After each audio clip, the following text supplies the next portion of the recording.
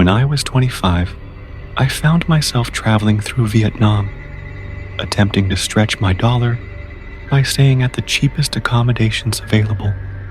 One night, I ended up at a shabby hotel on a bustling party street, thinking nothing of it. It seemed like any other night, until it wasn't. Around 2 a.m., I was jolted awake by the loud, metallic banging of the rooftop access door, just one floor above my room. My heart raced as I climbed out of bed to peek through the peephole. The corridor was dimly lit, shadows playing tricks on my eyes. Suddenly, the door to the roof slammed open, and 4 men, armed and menacing, rushed into my line of sight.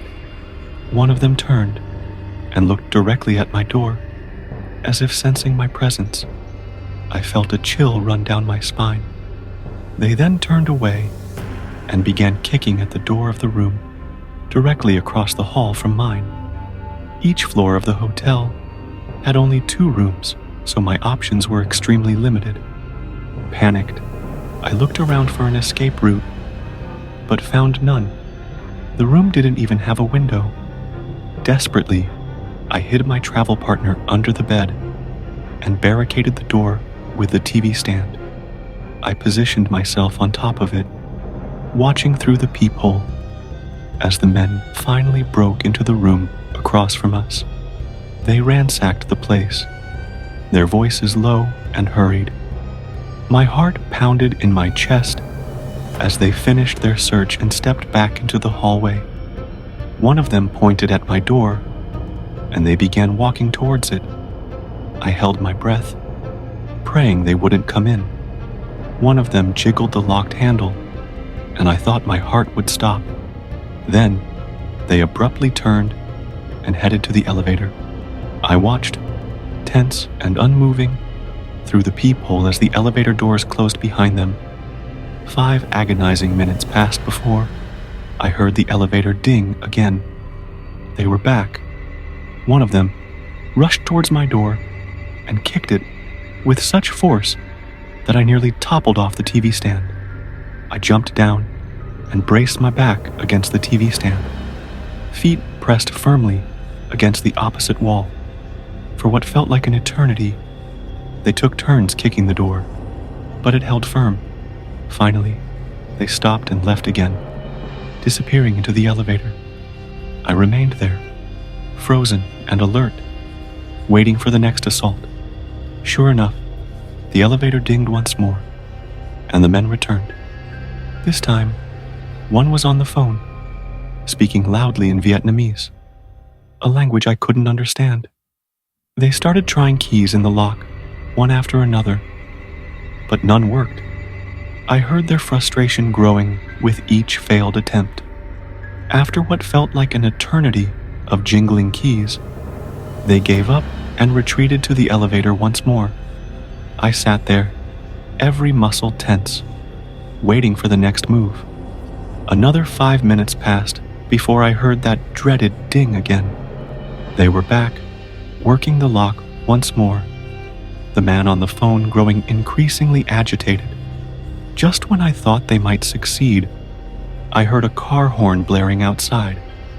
The man on the phone shouted something, and they all stopped, retreating to the elevator for the last time. The doors closed, and the building fell silent. I stayed against that TV stand for the rest of the night, my mind replaying the events over and over. The sound of the elevator dinging haunted me, a reminder of how close I came to danger. That ding still echoes in my mind, a chilling reminder of that night in Vietnam. I always considered myself a rational person. Ghosts, ghouls, and things that go bump in the night were just products of overactive imaginations. That all changed last summer. I inherited my grandmother's house after she passed away. It was an old Victorian home on the outskirts of town, surrounded by dense woods and heavy with neglect. I remembered the summers I spent there as a child, playing hide and seek in the vast hallways, sneaking into the forbidden attic, and and listening to my grandmother's eerie stories. After the funeral, I decided to move in temporarily, to sort through her belongings and prepare the house for sale.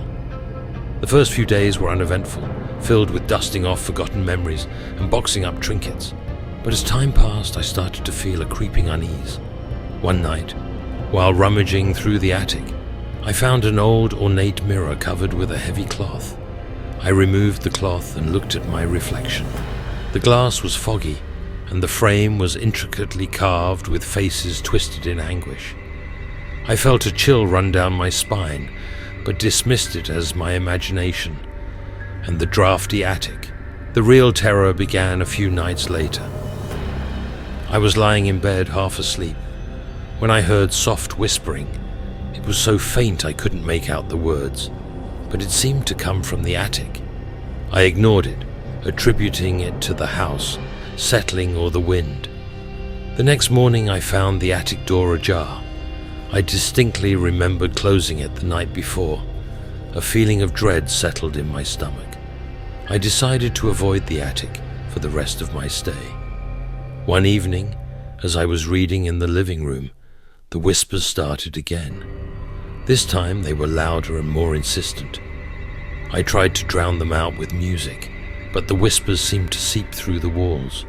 I could make out my name being called, over and over, a beckoning chant that sent shivers through me. Sleep eluded me that night. Every creak and groan of the house seemed amplified, each shadow a lurking presence. Around 3 a.m., I heard a loud crash from the attic, heart pounding. I grabbed a flashlight and hesitantly made my way up the stairs. The attic was in disarray, boxes overturned, and their contents strewn across the floor. And there, in the center of the room, stood the mirror. The faces on the frame seemed more twisted and tortured than before. As I approached, the air grew colder, and I could see my breath fogging up. I shone the flashlight on the mirror and froze.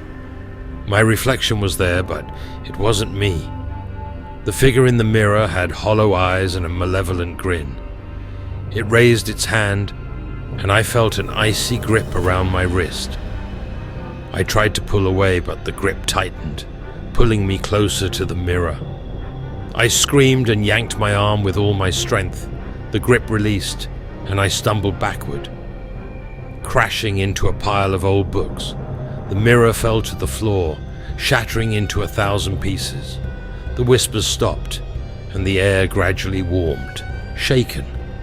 I hurried downstairs and locked myself in my room. The next morning I called a realtor and put the house up for sale immediately. I packed my things and left that same day, never looking back. Months later, I learned that the new owners of the house had moved out within a week. They claimed the house was haunted, plagued by whispers and the constant feeling of being watched. I didn't need any more convincing. I've since returned to my rational life, but sometimes late at night, I still hear the faint whisper of my name calling me back to that cursed house.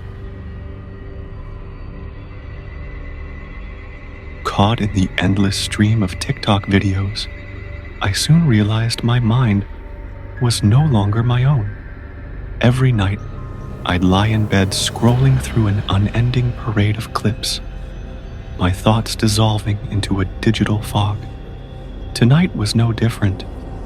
The dim glow of my phone screen was the sole light in the room. Lately, the content had become increasingly bizarre. TikTok had ensnared me, bombarding me with strange animations, unsettling challenges, and nonsensical humor. My thumb swiped up the screen, video after video blending together. Then one caught my attention, a distorted, grainy clip of someone staring directly into the camera. The caption read, "Don't watch too long." Intrigued, I ignored the warning and continued watching. The figure's face shifted with each frame, morphing into something grotesque. The longer I watched, the more uneasy I felt, yet I couldn't look away. My thumb hovered over the screen, but it wouldn't swipe. I was trapped. The figure began to whisper. At first, the words were indistinct, but then they became clearer. You're rotting. Your mind is mine. I tried to close the app, but my phone froze. The figure's image burned into the screen. Panic set in as the whispering grew louder, echoing around my room. I glanced up from my phone and saw faint, shadowy figures emerging from the corners of my vision. They writhed and twisted, flickering like the videos I had been watching. My room, once a safe haven, now felt like a digital nightmare. Desperate, I hurled my phone across the room. It hit the wall and fell to the floor, the screen shattering. But the whispers continued, growing louder, more insistent. Your brain is ours. You watched too long. I stumbled out of bed, the world around me distorting as if I were still trapped in a video. The walls pulsed, shadows stretching towards me. I ran to the door, but it wouldn't budge. I was trapped. Out of the corner of my eye, I saw my phone screen flicker back to life. It displayed a live stream of my room from an impossible angle. The shadowy figures were clearer now, their faces twisted into grotesque parodies of human expressions. They moved closer, their whispers now a cacophony. Join us, they hissed. Become part of the feed. I closed my eyes, trying to shut out the horror, but it was no use. The whispers were inside my head, burrowing deeper. My body felt heavy, as if I were being pulled into the floor.